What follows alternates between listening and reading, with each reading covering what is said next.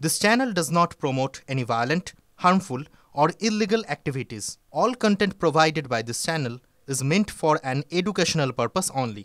আজকে আমাদের যে ইস্যু প্রত্যেকদিনই আপনাদের এই বিতর্কের আগে ইস্যুটা বলে দিই। আজকের যে ইস্যু সেইটা কিন্তু পশ্চিমবঙ্গের যারা সাধারণ মানুষ তাদের প্রত্যেকটা বাড়িকেই এই ইস্যু টাচ করে যাবে। তার কারণ আপনি ধরুন সরকারি হাসপাতালে গেলেন এবং সরকারি হাসপাতালে যাওয়ার পর জরুরি বিভাগে গেলেন, সেখানে গিয়ে দেখলেন যে আপনার যে রোগী তার ধরুন হাত থেকে রক্ত ঝরছে কিংবা তিনি তখন বমি করছেন। সেই সময় যদি আপনাকে বলা হয় যে সেটা আপনাকে পরিষ্কার করতে হবে, এটা আপনার কাছে শুধু শকিং তাই নয়, সেই সময় আপনি দিশেহারা হয়ে পড়বেন। এবং যদি এই যুক্তি পেশ করা হয় যে এই কারণেই আপনাকে পরিষ্কার করতে হবে, তার কারণ পরিষ্কার করার লোক নেই, অর্থাৎ সাফাই কর্মী নেই। একে তো সাফাই কর্মী নেই, তার উপর আবার জরুরি বিভাগ। ব্যাপারটা কতখানি শকিং ভাবুন এবং কতটা অবাক হওয়ার মতো সরকারি হাসপাতালে। এই রকমই ঘটনা শান্তিপুর স্টেট জেনারেল হসপিটালে হয়েছে, যার জেরে স্বাস্থ্য পুরো সার্কিটটাই কালকে তোলপাড় হয়ে গেছে এবং অবশ্যই TV9 বাংলার খবরের জেরে। কারণ আমরা এটাকে খুব ছোট ঘটনা হিসেবে দেখিনি। একটি 5 বছরের শিশুকন্যা, তাকে নিয়ে বাবা গেছেন, তার জ্বর ছিল, সেই বাচ্চাটা বমি করে ফেলেছে। ডাক্তারবাবু তাকে বললেন আপনি পরিষ্কার করুন আগে, নইলে অন্য রোগী যারা আসছেন তাদের অসুবিধা হবে। আসল কারণটা পরে জানা গেল যে আসলে সেখানে সাফাই কর্মী অত্যন্ত কম। ডাক্তারবাবুকে শোকজ করা হয়েছে, ডাক্তারবাবুর আচরণে কিছুটা অসংবেদনশীলতা ছিল, সবটাই মানছি, কিন্তু পুরো দোষটা কি শুধুই ডাক্তারবাবুর ঘাড়ে চাপিয়ে দেওয়া যায়? তাই আমরা বলছি বাংলায় স্বাস্থ্য ফিরবে কবে?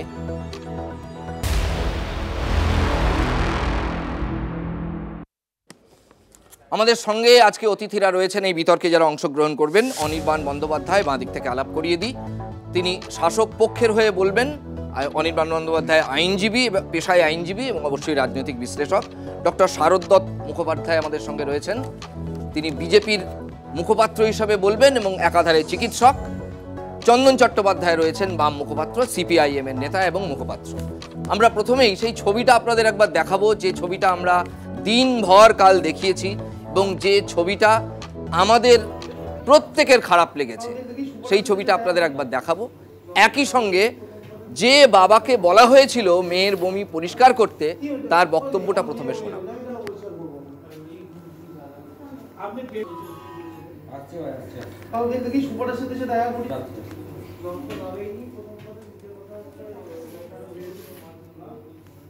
ইমার্জেন্সিতে আমি যখন ডাক্তার দেখানোকালীন অবস্থায় আমার মেয়ে বমি করে ফেলে। ওখানকার যে কর্তব্যরত ডাক্তারবাবু ছিলেন, সেই বমিটা আমাকে জোরপূর্বক, কি নাম তার, যত সম্ভব তন্ময় সরকার, উনি আমাকে জোরপূর্বক সেই বমিটা পরিষ্কার করায় এবং বলে সুইপার নেই, এটা আপনাকেই করতে হবে।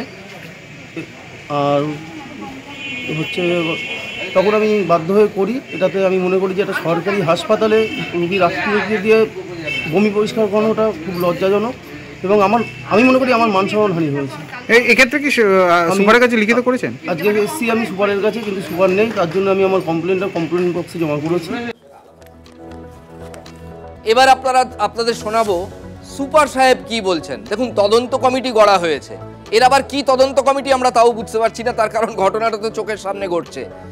সেই ডাক্তারবাবুর কি যুক্তি এবং সুপার কি বলেছেন, ব্যাক টু ব্যাক শুনুন, তারপর ফিরবো বিতর্কে। ভিডিওতে দেখা যাচ্ছে যে আপনি বলছেন যে ট্রেনে বাসে গেলেও তো বমি পরিষ্কার করেন, তাহলে এখানে কেন করবেন না, এবং আপনি যেখানে খুশি আমার নামে কমপ্লেন করতে পারেন। এই ভিডিও আমার যেহেতু রাত্রে কোনো সুইপার ছিল না, তাহলে আমাকেই বমিটা পরিষ্কার করতে হতো। ওনার বাচ্চার যদি ওনার বমি পরিষ্কার করতে অসুবিধা হয়, তাহলে তো আমাকেই বমি পরিষ্কার করতে হবে, যেহেতু রাত্রেবেলা কোনো সেই অবস্থায় সেই সময় কোনো সুইপার ছিল না। তো সেক্ষেত্রে এক প্রচুর পরিমাণে পেশেন্ট আসছে, সেই বমির ওপরে পা দিয়ে মানে পেশেন্ট দেখতে হচ্ছে। তাহলে সেই ক্ষেত্রে যদি বলা হয় যে আমাকে অন্যায় হয়েছে, তাহলে আমার কিছু বলার নেই। তাহলে কি হাসপাতালে সুইপার নেই? হাসপাতালে সুইপার আছে, কিন্তু পর্যাপ্ত পরিমাণ সুইপার এবং GT এর প্রচুর অভাব রয়েছে, তার জন্য কিন্তু এটা হয়েছে। কিন্তু আমি এটা বলতে চাইনি যে আমি জোরপূর্বক করিয়েছি, এটা কোনোদিনই সম্ভব না। এটা একদম কাঙ্ক্ষিত নয়, সেটা কখনো আমরা বলিনি, এটা প্রথমই হলো। আমরা যত সাধ্য চেষ্টা করি, দরকার পড়লে অন্যান্য স্টাফ দিয়ে বা রিকোয়েস্ট করে দেওয়া হয়। আমাদের এ ধরনের কখনো হয়নি যে পেশেন্টকে মানে পরিষ্কার করতে বলা হয়েছে বা করা হয়েছে। যদি বলে থাকেন ডাক্তারবাবুটা ভুলই করেছেন, সেটা ওনাকে শোকজ করা হয়েছে, দেখা যাক উত্তর দেন, এটা বলা যায় না আর কি। স্বাস্থ্য দপ্তর থেকে আমাকে সিএমও স্যার জানিয়েছেন যে কী অ্যাকশন নিয়েছি বা শোকজ করার কথা বলেছেন বা যেভাবে পদক্ষেপ করতে বলেছেন আমরা নিচ্ছি এবং ঊর্ধ্বতন কর্তৃপক্ষকে জানাচ্ছি, ওনারা যেভাবে পদক্ষেপ নেবেন সেভাবেই চলবে। ডক্টর শারদ মুখোপাধ্যায় বিজেপির মুখপাত্র ঠিকই, কিন্তু তার প্রথম পরিচয় তিনি চিকিৎসক। আমরা চিকিৎসককে জিজ্ঞেস করব, আপনি প্লিজ হাতে যদি মাইকটা নেন, এইরকম একটা ছবি দেখার পর চিকিৎসক হিসাবে আপনার কেমন লাগছে? চিকিৎসক হিসেবে খুবই দুঃখজনক ঘটনা। এর আগে বলি, যেটা ডাক্তারবাবুরা যদি কেউ বলে থাকেন যে বমিটা পরিষ্কার করতে হবে, তার জন্য আমি ক্ষমা প্রার্থী ডাক্তার হয়ে। এটা কোনো ডাক্তারবাবুর কাছে বলাটা আমার মনে আকাঙ্ক্ষিত ছিল না। ডাক্তারবাবু বলতে পারেন বমি হয়েছে, পরিষ্কার করার ব্যবস্থা করছি বা করা হবে, সেটা দেখতে হবে। প্রথম কথায় ডাক্তারবাবুকে দোষী বলারও কোনো মানে নেই, কারণ আমরা তো গোড়ায় গলতটা দেখতে পেলাম। পশ্চিমবঙ্গের অবস্থাটা এখন কোথায় জানেন তো? আপনি যদি চিকিৎসা কক্ষে ঢোকেন, সেখানে দেখবেন ওয়ার্ড বয় নেই, সুইপার নেই, সাফাই কর্মচারী নেই। আমি যদি চিকিৎসা কক্ষের ওয়ার্ডে ঢোকেন, তাহলে দেখবেন সেবকরা নেই, নার্সরা নেই। যদি তার থেকে ওপরে ওঠেন, ৯,৮৪৮টি সরকারি ডাক্তারের পদ শূন্য, ডাক্তার নেই। আর একটু ওপরে উঠি আমি, আমাদের West Bengal university of health sciences বা শিক্ষা বিশ্ববিদ্যালয় যেটা আছে, সেখানে উপাচার্য নেই। আর একটু ওপরে উঠলাম রাজ্য মেডিকেল কাউন্সিল, সেখানে রেজিস্ট্রার নেই। আর একটু ওপরে উঠলাম স্বাস্থ্য ভবন, স্বাস্থ্য অধিকর্তা, অস্থায়ী অধিকর্তা রয়েছে। স্বাস্থ্য শিক্ষা অধিকর্তা, সেটাও অস্থায়ী রয়েছেন। সুতরাং অধিকর্তারাও নেই। আরও ওপরে উঠলাম মন্ত্রীও দেখুন আপনি, 9খানা মন্ত্রিত্ব নিয়ে মন্ত্রিত্ব চালাচ্ছে স্বাস্থ্যের মতো ডিপার্টমেন্ট, সেখানে স্থায়ী এবং পাকাপাকি মন্ত্রী দরকার। গলতটা কোথায়? স্বাস্থ্য পরিষেবা দেওয়ার মতো পর্যাপ্ত লোকজন কি আছে? নেই। সাফাই কর্মচারী থেকে ডাক্তার, অধিকর্তা অব্দি কেউ নেই। স্বাস্থ্য তো আমি বললাম, মুখ্যমন্ত্রী যিনি স্বাস্থ্যমন্ত্রী, ওনাকেও স্বাস্থ্য ভবনে পাওয়া যায় না, তো স্বাস্থ্যমন্ত্রীও নেই। তাহলে স্বাস্থ্যটা চলবে কোথায়? এরপরে আপনি নামবো স্বাস্থ্য, বমি কেন? সবই পরিষ্কার করতে হবে এখন আমাদের। ডাক্তাররা এখন হয়ে গেছে বলির পাঁঠা, বলিকা বকরা, খুঁজে পেলেই তাদেরকে দিকে বন্দুকটা তাকিয়ে দাও। বেশ, অনির্বাণ বন্দ্যোপাধ্যায়। দেখুন, চিকিৎসকদের তরফ থেকে এর আগে আমরা যা বক্তব্য শুনেছি, তারা পুরোটাই রাজনৈতিক বক্তব্য দিয়ে শুরু করে আলটিমেটলি এই কমিটি চাই, ওই কমিটি চাই, ওখানে আমাকে একটু দাও, আমাকে একটু দুটো কলা দাও, দুটো মূলো দাও, এই জায়গাতে ফিরে গেছেন। এই পার্টিকুলার স্টেট জেনারেল হাসপাতাল শান্তিপুর, সেটার যে ঘটনা, সাফাই কর্মী যদি না থেকে থাকেন, তাহলে রাজাদা আপনি খুব কমন সেন্স দিয়ে ভেবে দেখুন, শুধুমাত্র বমি পরিষ্কার করার ক্ষেত্রে অসুবিধা হওয়ার কিন্তু কথা নয়। গোটা হাসপাতালে যাবতীয় যত কাজ হয়, সাফাই কর্মী ছাড়া একটা এত বড় হাসপাতালের কোনো কাজই ঠিকভাবে হওয়ার কথা নয়। আমি আপনাকে বলছি, আপনি আপনাদের সাংবাদিক পাঠিয়ে খোঁজ নিয়ে দেখুন, সারা দিন সারা রাত ধরে যা যা কাজ হচ্ছে চিকিৎসা সংক্রান্ত কাজ, সেখানে কটা ক্ষেত্রে সাফাই কর্মীর অভাবে পেশেন্টদের পার্টিকে কোনো কাজ করতে হয়েছে বা অন্য কাউকে, এমনকি ডাক্তারবাবুদের হাত লাগাতে হয়েছে, আপনি খুঁজে বার করে দেখান। এই একটা ঘটনা তো থামবে না। যদি ধরে নিই, আমি কথার কথা বলছি, শান্তিপুর হাসপাতালে 10 জন সাফাই কর্মী থাকার কথা, আমি ধরে নিলাম, সেখানে হয়তো 4 জন আছে, 6 জন নেই, কি 5 জন আছে, 5 জন নেই। সেই রকম যদি অবস্থা হয়, তাহলে শুধুমাত্র একটা ঘটনা হবে না, প্রতিদিন 5টা-6টা করে ঘটনা এরকম আপনি দেখতে পাবেন। এইবার আমি একটা উদাহরণ দিই, অনির্বাণ বাবু যেটা বললেন, আমি একটা যুক্তি খাড়া করার চেষ্টা করি। দেখুন, যুক্তির পিঠে যুক্তি আসে। চুঁচুড়ো পুরসভা, কিছুদিন আগে আমরা দেখলাম যে এত লোক অস্থায়ীভাবে নিয়ে নেওয়া হয়েছে, শাসক দলই নিয়েছে, সেখানে কিন্তু তখন বেতনের সমস্যা হয়ে গেল।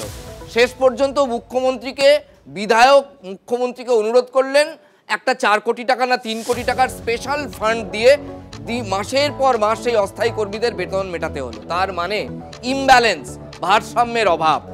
এই হাসপাতালে কিছু অস্থায়ী কর্মী নেওয়ার প্রয়োজন আছে, এখানে নেওয়া যাচ্ছে না due to lack of fund, টাকা নেই বলে। আর চুঁচুড়া পুরসভায় যেখানে নেওয়ার প্রয়োজন নেই, সেখানে গাদাগুচ্ছের একেবারে নিয়ে নেওয়া হয়েছে অস্থায়ী কর্মী। বুঝতে পারছেন এই ইমব্যালেন্স? চন্দনবাবুর কাছে আসবো প্রথমে। এখানে সুপার কিন্তু স্বীকার করে নিয়েছেন। দেখুন, আমরা কাউকে কাঠগড়ায় তুলছি না, মিডিয়ার কাজ কাঠগড়ায় তোলা নয়, আমরা নীতির ধ্বজাধারীও নই, কিন্তু আমরা বলছি স্বাস্থ্যক্ষেত্রে যখন বাজেট, এত বড় বাজেট, এই তো কদিন আগে বাজেট পেশ হলো, টাকাটাও স্যাটিসফ্যাক্টরি যেটা বরাদ্দ হয়েছে, তাহলে এই ছবিটা দেখতে হবে কেন? আপনি বরাবরই একটু লাজুক প্রকৃতির, সেই জন্য বোধহয় অনেক কথা বলতে পারেন না। আসলে তো নেই রাজ্য। আপনি দেখুন, এখানে স্কুল কলেজ আছে, শিক্ষক নেই, টাকা আছে খাটের তলায়। আপনি এখানে সরকারি হাসপাতালে সুপার স্পেশালিটি বলে হাসপাতাল আছে, 30টা উদ্বোধন করে দিয়েছি বলা হয়, সেখানে বেড নেই, ডাক্তার নেই, এগুলো সত্যি। আপনি হাসপাতালে যান, ওষুধ পাবেন না, আর পেলেও জাল ওষুধ পাবেন, এটাও সত্যি। কিন্তু সন্দীপ ঘোষ আছেন, এটাও সত্যি। ফলে এই ব্যবস্থার মধ্যে চলছে। আপনি থানায় চলে যান, থানা দেখুন, থানা আছে, পুলিশ নেই। মেয়েরা রাস্তায় রাত্রে বাইরে বেরোলে আপনার নিউ টাউনের মতো জায়গায় একজন ছাত্রীকে কিভাবে ধর্ষণ করা হলো। তাহলে আছে যেগুলো আর নেই যেগুলো, আছেগুলো দিয়ে নেইগুলোকে প্রতিস্থাপিত করা হচ্ছে। কিন্তু আসল সত্যটা হচ্ছে নেই, টাকা ভাড়ারে টাকা নেই। কারণ 1000 টাকা তো আছে, আপনাকে ওই 1000 টাকা দিয়ে তো সব করে নিতে হবে ভাই। আপনাকে রাস্তাঘাট, সেতু, ওষুধ পালা থেকে শুরু করে দরকার পড়লে পুলিশ রাখবেন। তৃণমূল নেতারাই তো পথ দেখাচ্ছেন। আপনি দেখেছেন না, একজন তৃণমূল নেতার সঙ্গে 4-5 করে বাউন্সার আর 2 করে পুলিশ দেওয়া হয়। থানাতে কজন পুলিশ নিয়োগ হয়েছে? সরকার যে হাসপাতালের কথা বললেন, যে টাকাগুলো ছিল এখানে সেই টাকাগুলো খরচা হয়ে গেছে, সঙ্গে সঙ্গে যারা অস্থায়ী কর্মী ছিলেন তাদের বসিয়ে দেওয়া হয়েছে। তাহলে পরিষেবার দিক ভাবার মতো সরকারের সময় নেই, স্বাস্থ্যের দিকে নেই, স্কুলের দিকে, শিক্ষার দিকে নেই, আপনি অন্যান্য পরিকাঠামোয় যান সেগুলোতেও নেই। উল্টে জাল ওষুধ দিয়ে রুগীকে বিভ্রান্ত করা হচ্ছে।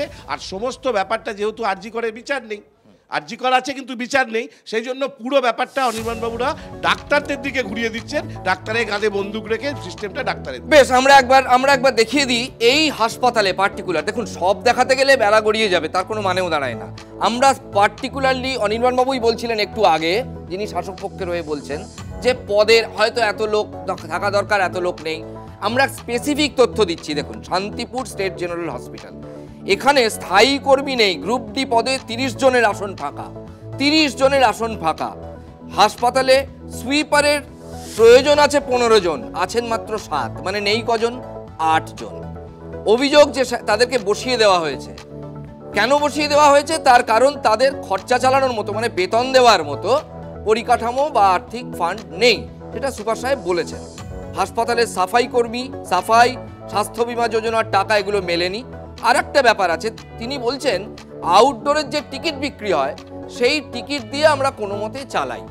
এখন দেখুন, আমরা ব্যক্তি সুপারকে বা ব্যক্তি ওই ডাক্তারবাবুকে কিছুতেই কাঠগড়ায় তুলতে পারবো না, কারণ সিস্টেমের ব্যাপার।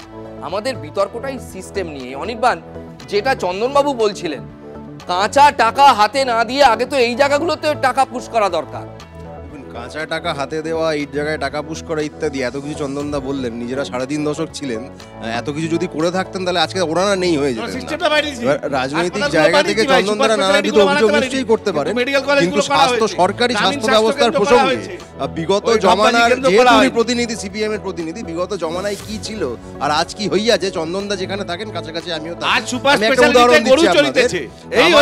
সাগর দত্ত যারা আশপাশের লোক 20 বছর আগে থেকে রয়েছে, সে কাউকে জিজ্ঞাসা করুন কামারহাটি সাগর দত্ত হাসপাতালের বাইরে দাঁড়িয়ে 2011-র আগে একটা হাসপাতাল আছে না নেই বোঝা যেত কি যেত না, আর এখন কি বোঝা যায়? এটা সহজ প্রশ্ন।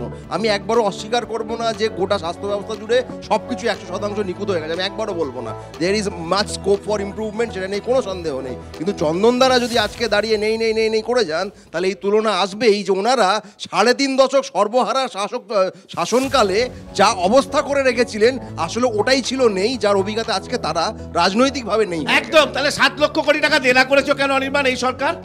যদি সত্যি সত্যি মানুষকে পরিষেবা দেওয়া হয়ে থাকে, যদি মানুষের সব আছে হয়ে থাকে, স্বাস্থ্য নেই, খাবার নেই, শিক্ষা নেই, চাকরি নেই, শিল্প নেই, বিজিবিএস হয়, শিল্প হয় না, তাহলে সত্যি সত্যি 7 লক্ষ হাজার কোটি টাকা যে দেনা করেছে পশ্চিমবঙ্গ সরকার, একটা সময় তো বলা হয়েছিল স্বাধীনতা থেকে বামফ্রন্ট পর্যন্ত 1,86,000 কোটি টাকা দেনা ছিল।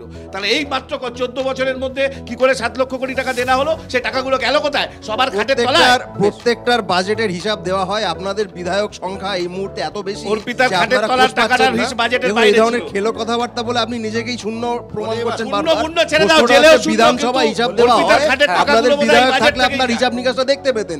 বিধায়ক নেই, সেটা আমার দোষ নয়। একটু ডাক্তারবাবুর কাছে আসি। ছুঁচার চালনি এতক্ষণ কথা বলছি না, একটা কথা একটু জুড়ে দিই আমি এটার মধ্যেই, আপনি অবশ্যই বলবেন। সেটা হচ্ছে ন্যাশনাল হেলথ মিশন, জাতীয় স্বাস্থ্য মিশন। এটা নিয়ে একটা টানাপোড়েন চলছে, সুপার কিন্তু তারও উল্লেখ করেছেন মনে হলো, যেটা মিশনের টাকা দরকার হচ্ছে মমতা ব্যানার্জির কোথায় না সাফাই কর্মচারী রাখতে, এর থেকে লজ্জার ব্যাপার নেই। আমি এখানে কথা বলি, চালনিয়া ছুঁচের ঝগড়া চলছিল বলে মধ্যে চুপ ছিলাম। বামের সম্বন্ধে যত কথা কম বলা যায় ততই ভালো। এখন শূন্য, কদিনেই অচিরেই নিশ্চিহ্ন হতে চলেছে। ভারতবর্ষে তো কোথাও টিকি খুঁজে পাওয়া যায় না। একটা কেরলে দিক দিক করে আলোটা জ্বলছে, সেটাও চলে যাবে, কতদিন দেখবে আরব সাগরে পড়ে গেছে বাম। বাম বলে কিছু নেই। এবার আসি আমি আপনি এখন বলেছেন, আমি কোনো কথা বলিনি, আমি শুনেছি ভদ্রতা বামেদের নেই, সেই জন্যই বললাম। আমি কিন্তু কোনো সময় আপনাকে আপনি দয়া করে বামের মতো চলবেন না, এটা একটা বিতর্ক। চলছেন বলে বামের মতো বলছেন, এবার হচ্ছে বামের মতো চলছে। বঙ্গোপসাগর তো ফেলে দেওয়া হয়েছে, আরব সাগরে গিয়ে পড়বে। এবার আসি যদি তৃণমূল সরকার, আপনি ভাবতে পেরেছেন একের পরে গল্পগুলো। বছর দুয়েক আগে শুনলাম কি জলপাইগুড়িতে একজন বাবা তার মেয়ের মরদেহ কাঁধে করে নিয়ে যাচ্ছে, কেন না তাকে সববাহী গাড়ি তাকে পাওয়া যায়নি, অ্যাম্বুলেন্স এনেছিল পিঠে করে, সুতরাং সেখানে অ্যাম্বুলেন্স পায়নি। তারপরে কি দেখলাম, ব্লাড ব্যাংকে গিয়ে ব্লাড পায়নি সে। তারপরে আমরা কি দেখতে পেলাম যে এই যে পশ্চিমবঙ্গ নামক শহরে সেখানে স্যালাইন চলছে, বিষাক্ত বিষ স্যালাইন। আরও কি দেখতে পেলাম, অর্ধেকের ওপর কিন্তু পথ খালি। পশ্চিমবঙ্গের অসুবিধা কি জানেন তো, হাসপাতালখানা সাংঘাতিক একটা জায়গা তৈরি হচ্ছে। হাসপাতালে ঢুকতে দুর্নীতি, অ্যাম্বুলেন্স নেই সেখানে কাটমানি, ঢুকে দুর্নীতি, আপনি এটা বেড পাবেন না সেখানে 75-25 থেরাপ, সেখানে ঢুকে আপনি কি পাবেন, যদিও বা ঢুকতে পারলেন, স্যালাইনটা কি পাবে, বিষাক্ত বিষ স্যালাইন, নীলকণ্ঠ, সব রুগীরা তৈরি হবে। সেখান থেকে যদি ধরা কোনোভাবে বেঁচে যান তো বেঁচে গেলেন, যদি মারা যান সেই ডেথ সার্টিফিকেটটা নিতে গিয়েও কিন্তু আপনাকে আবার কাটমানি দিতে হবে, মরদেহ নিতে গিয়ে আপনি গাড়ি পাবেন না। সুতরাং সর্বত্র দুর্নীতি। কোথায় দাঁড়িয়ে আছি আমরা দেখতে হবে। স্বাস্থ্য ভবন চালাচ্ছে কারা, না এই দুর্নীতির ব্রহ্মা বিষ্ণু মহেশ্বর সন্দীপ বিরূপাক্ষ অভিকেরা। স্বাস্থ্য ভবন চালানোর জন্য মন্ত্রীর দরকার নেই, স্বাস্থ্য আধিকারিকরা অস্থায়ী। এই পরিষেবা পরিকাঠামো পুরোপুরি ভেঙে পড়েছে, কারণটা হচ্ছে তৃণমূল প্রশাসন। বিচারের সময় কিন্তু বিতর্কে আরেকটা জিনিস জুড়ে দিই, দেখুন আরজি করের ঘটনার পর আমরা জানতে পেরেছিলাম যে এত বড় হসপিটালে মহিলা চিকিৎসকদের কথা কম বলে প্রপার রেস্টরুম নেই, তখন সুপ্রিম কোর্ট বলেছিল হাসপাতাল পরিকাঠামোটা গড়। সেটা থেকেও তো শিক্ষা নিয়ে এই ছোট, আমি সবসময় বড় হাসপাতালে করতে হবে 100বার আপনি সুপ্রিম কোর্টের রেফারেন্স টানলে সেখানে এটাও মেনশন করুন যে সেটা যে টাস্ক ফোর্স গড়া হয়েছিল সেটা শুধু পশ্চিমবঙ্গের হাসপাতালের জন্য নয়, গোটা ভারতবর্ষের সমস্ত সরকারি হাসপাতালের জন্য। এবং এই ইউনিয়ন সরকারের তথ্য অনুযায়ী, জাস্ট উদাহরণস্বরূপ বলি, ডাক্তারবাবুদের ডবল ইঞ্জিনিয়ার গুজরাটের থেকে পশ্চিমবঙ্গ সরকারের স্বাস্থ্য ব্যবস্থা ঢের যে এগিয়ে আছে, এটা ওনাদের সরকারের তথ্য বলছে, আমি বলছি না। দ্বিতীয়ত স্যালাইনের কথা বলছেন, তথ্য নেই, এই কথাটা বলেছি। প্রথম কথা হচ্ছে ঢপবাজি করে করে আপনি চন্দনদাকে জ্ঞান দিচ্ছেন, এটা আমাকে বলতে বিষ স্যালাইনের কথা বললেন।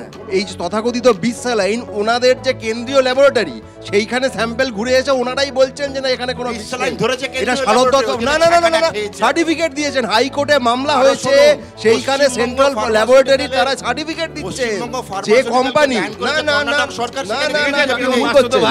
এই রিঙ্গার ল্যাকটেড স্যালাইনের সার্টিফিকেট ওনাদের সেন্ট্রাল ল্যাবের হাইকোর্টে জমা দিয়েছে, আর ওখানে দাঁড়িয়ে বলছেন বিষ স্যালাইন। তাহলে উনি বলুন ওনার সেন্ট্রাল ল্যাবটা আমরা চালাই, তাহলে আপনারা বলুন আপনার সেন্ট্রাল ল্যাবটা আমরা চালাই। এটাই তো বাকি আছে। ডাক্তারবাবুকে একটা কথা জিজ্ঞেস বাম কংগ্রেস আর তৃণমূল।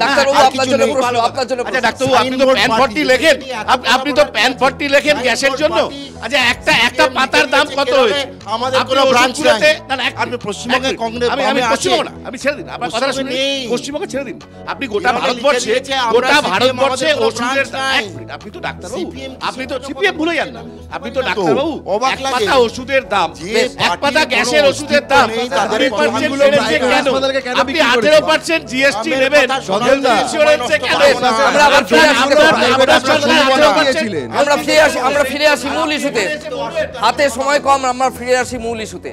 এক্ষেত্রে আমরা কোনো বড় স্বাস্থ্যকর্তাকে কিন্তু শান্তিপুরে গিয়ে টিম নিয়ে গিয়ে যেতে দেখিনি। দেখুন আমাদের একটা ব্যথার জায়গা কোথায় জানেন, ট্যাঙ্ক গরম না থাকলে না সেই মানুষ বড় কম গুরুত্ব পায়। এই ব্যাপারটা কিন্তু সাধারণ মানুষ যদি আপনি ধরেন তাহলে ট্যাঙ্ক ঠান্ডাই হয়। আমাদের যেটা আরজি সেটা হচ্ছে এই হাসপাতালে কেন স্বাস্থ্য দপ্তরের একটা টিম যাবে না অনির্বাণ? সত্যি কি হয়েছিল? এই একটা বাবার যন্ত্রণা তো বহু বাবার যন্ত্রণা হতে পারে।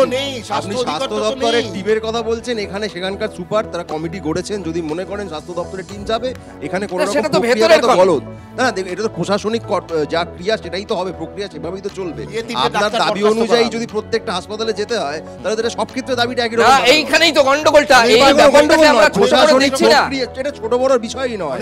প্রশাসনিক প্রক্রিয়া, শান্তিপুর হাসপাতালের যিনি মাথা প্রশাসনিক প্রধান তিনি সেখানকার সুপার, তিনি তদন্ত কমিটি করেছেন, প্রক্রিয়া চলছে, যদি কোনো গলত থাকে স্বাস্থ্য ভবন সেই মতো দেখবে, এখানে অন্য কিছু দেখার কিছু নেই। কিন্তু আমি একটাই কথা বলার, যে স্বাস্থ্যকর্মী সাফাই কর্মী নেই বলে বাবাকে পরিষ্কার করতে হবে, এই যে দাবিটা ডাক্তারবাবু পরে করেছেন, তিনি কিন্তু প্রথমে সেটা বলেননি। প্রথমে কি বলেছিলেন, কোট আন কোট, যে ট্রেনে বাসে করেন না, আপনার লজ্জা লাগে, এই কথাগুলো কিন্তু তিনি সেই ভিডিওতে আপনি শুনতে পাবেন। এটাও অন্যায় বলেছেন, ট্রেনে বাসে আমি তো অন্তত দেখিনি কোনো ভদ্রলোক যদি বমি করে ফেলে তার আত্মীয়কে বলা হয়, কন্ডাক্টরও বলে না যে আপনি পরিষ্কার করে দিন, বালতিতে করে জল ঢেলে দেন। হ্যাঁ, কমিটি তবে যাবেনটাকে, যাবার লোকই তো নেই। প্লিজ আজকে আমাদের বিতর্কের সময় শেষ। ওই যে কুকুরের ডায়ালিসিস হচ্ছিল না, ওই রকম কমিটি করা হয়েছিল, আর আমাকে অ্যালাউ করবে না, একটা শৃঙ্খলা আছে সবকিছু। প্লিজ আমাদের এই বিতর্ক আজকেই শেষ। কিন্তু দেখুন, ওই এক বাবার যন্ত্রণা, উনি মুখ ফুটে গিয়ে বলতে পেরেছিলেন সুপারকে যে আমাকে এই হ্যারাসমেন্টটা করানো হয়েছে। হয়তো আমরা জানতে পারি না, অনেক বাবাকে এরম করে পিঠ ঝুঁকিয়ে বমি পরিষ্কার করতে হয়, যে যুক্তিটা শাসক পক্ষের যিনি বলছেন তিনি দিচ্ছিলেন। হয়তো আমরা জানতে পারি না, এই ছবিটা যেন আমরা আর না দেখতে পাই, সাধারণ মানুষকে যাতে না দেখতে হয়। তার কারণ হসপিটালটার নাম স্টেট জেনারেল হসপিটাল, জেনারেল মানুষ যাতে যন্ত্রণা না পান, এটা স্বাস্থ্যকর্তারা অবশ্যই দেখবেন। আমরা বিকেলের বিতর্ক আজ এখানেই শেষ করছি। দেখতে থাকুন TV9 বাংলা।